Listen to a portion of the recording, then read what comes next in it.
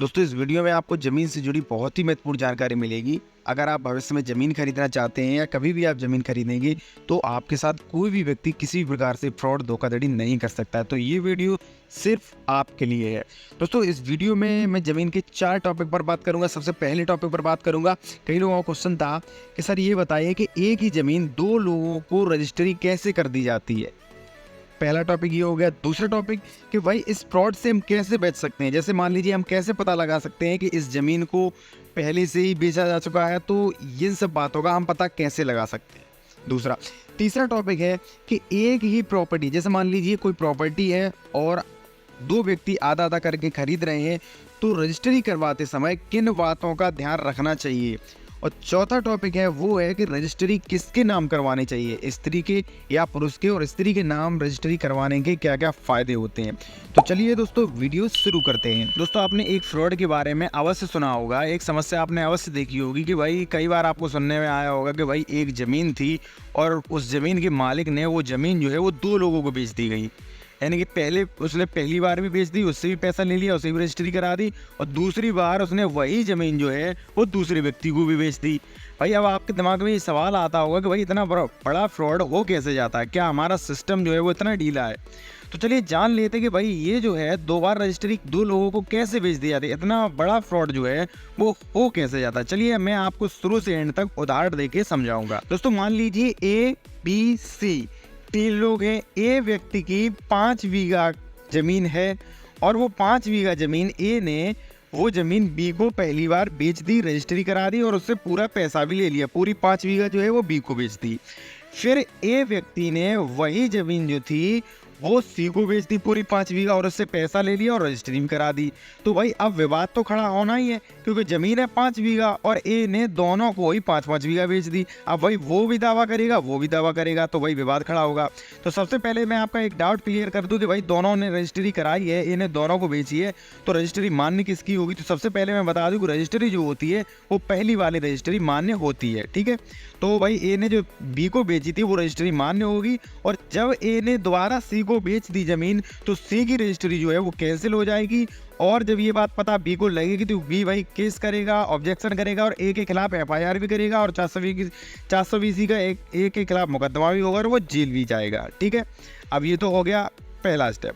दूसरा जो है वो आप लोगों का क्वेश्चन है कि भाई इतना बड़ा जो है वो फ्रॉड हो कैसे जाता है, इतना बड़ी धोखाधड़ी हो कैसे जाती। इसका भी मैं आपको एक उदाहरण दे दूं। देखिए ए व्यक्ति के नाम 5 बीघा जमीन थी, उसने पहली बार बी को जमीन बेच दी 5 बीघा और उससे सारे पैसे ले लिए और बी के नाम रजिस्ट्री कर दी। बी ने उस जमीन पर कब्जा भी कर लिया। ठीक है, लेकिन बी व्यक्ति ने लापरवाही की और दाखिल खारिज नहीं कराया। ध्यान रहे, बी ने रजिस्ट्री तो करा ली, कब्जा भी कर लिया, लेकिन उसने उस संपत्ति का, वो जमीन 5 बीघा खरीदी थी, उसने दाखिल खारिज नहीं करवाया। ठीक, जब दाखिल खारिज बी ने नहीं करवाया तो वो जमीन सरकारी रिकॉर्ड में किसके नाम शो होगी, ए के नाम। ठीक है, तो वो सरकारी रिकॉर्ड में ए के नाम ही वो जमीन जो है वो शो होगी, ए के नाम ही दिखाई देगी। ठीक है, जैसे मान लीजिए बी ने 4-5 साल तक भाई दाखिल खारिज नहीं करवाया और ए की नीयत खराब हुई, तो भाई ए ने क्या किया, ए व्यक्ति जो था वो सी के पास गया और उसने ए व्यक्ति ने कहा भाई जो ऑनलाइन डॉक्यूमेंट्स थे, जैसे मान लीजिए फर्द निकलवा ली, फर्द पे जो ए व्यक्ति के नाम शो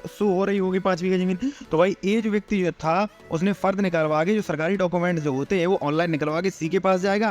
भाई ऐसा करिए, जो सी नाम का व्यक्ति है कि भाई ये 5 बीघा जमीन है मेरी, ये आप खरीद लीजिए। भाई सी को क्या मालूम, जो सी व्यक्ति है वो जब चेक भी करेगा तो ऑनलाइन चेक करेगा, तो ऑनलाइन किसके नाम शो होगी जमीन, ए के नाम। तो भाई वो समझेगा वास्तव में ए की जमीन है, ए नाम के व्यक्ति की जमीन है भाई, तो सी जो है वो उससे खरीद लेगा और जो ए व्यक्ति जो है वो सी व्यक्ति को रजिस्ट्री भी करा देगा। अब भाई रजिस्ट्री में क्या होगा, रजिस्ट्री में जब ए व्यक्ति रजिस्ट्री कराने जाएगा तो भाई वो जो सरकारी रिकॉर्ड उसने जो ऑनलाइन फर्द निकलवाई है उसके नाम जो जमीन शो हो रही है वो बिना लेखक को दिखाएगा, वही मेरे नाम 5 बीघा जमीन है और सी को मैं बेचना चाहता हूँ, तो भाई वो जो है वो रजिस्ट्री कर देगा। ठीक है, जब वही जमीन जो सी को बेच दी जाएगी, सी रजिस्ट्री करा लेगा।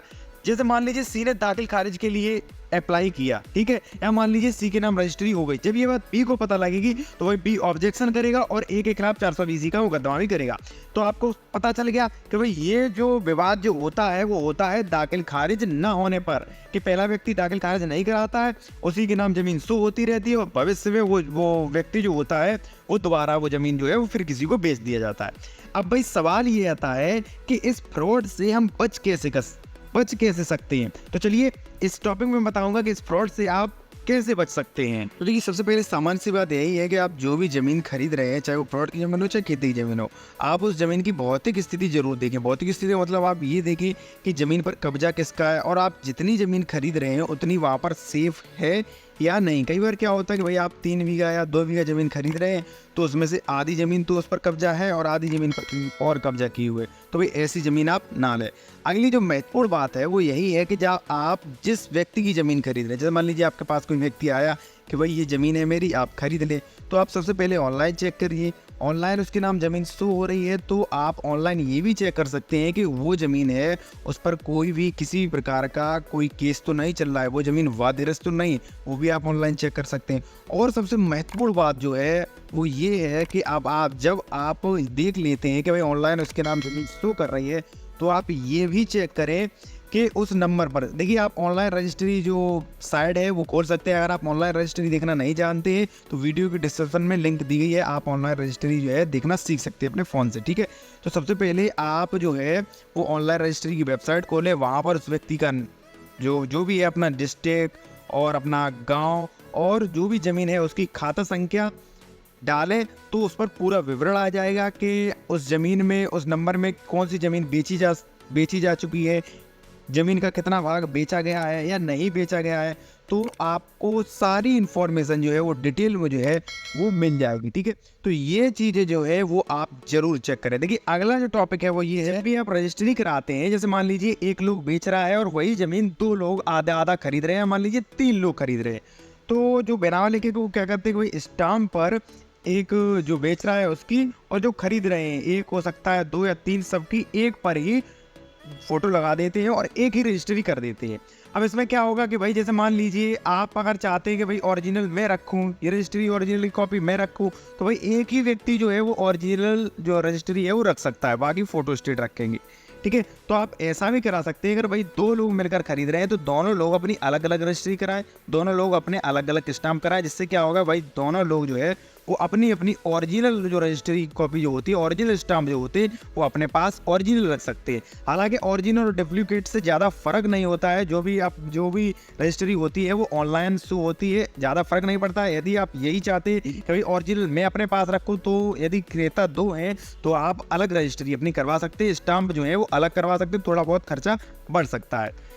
अगला सबसे महत्वपूर्ण क्वेश्चन है, कई लोगों ने मुझसे पूछा कि भाई जो ज़मीन जो है वो स्त्री के नाम होनी चाहिए पुरुष के नाम। देखिए स्त्री के नाम होनी चाहिए, मैं आपको सजेस्ट करूंगा कि स्त्री के नाम आप जो है वो ज़मीन करवाएं। उससे 2 फायदे होते हैं। सबसे पहले सामान्य सा फायदा ये होता है कि भाई जो रजिस्ट्री है उसकी लिखाई जो है वो कम लगती है, जो भी आप स्टाम्प जो होते जो भी है वो खर्चा कम पड़ता है, यानी कि लगभग 5 से 6% जो है खर्चा कम पड़ता है। दूसरी जो सबसे महत्वपूर्ण बात है वो ये होती है कि भाई कई बार क्या होता है कि भाई कई बार हमारा परिवार जो होता है वो साझेदारी का परिवार होता है, संयुक्त परिवार होता है, और वहाँ पर यदि आप ज़मीन खरीदते हैं, अपने नाम कोई मकान खरीदते और उसमें सभी लोग रहते हैं, तो बाद में वो समान हो सकता है कि भाई वो लोग भी ऑब्जेक्शन करेंगे, भाई ये मकान समान पोस्ट में डाल दिया गया था, सब पर इसका अधिकार है।